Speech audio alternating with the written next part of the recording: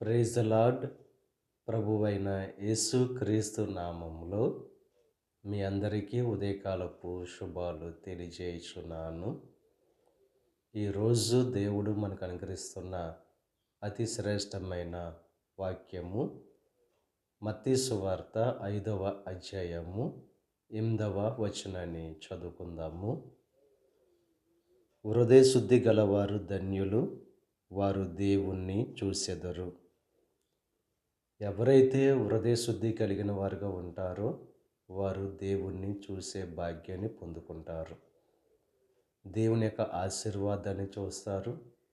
దేవుని యొక్క కనికరాన్ని, దయను చూస్తారు.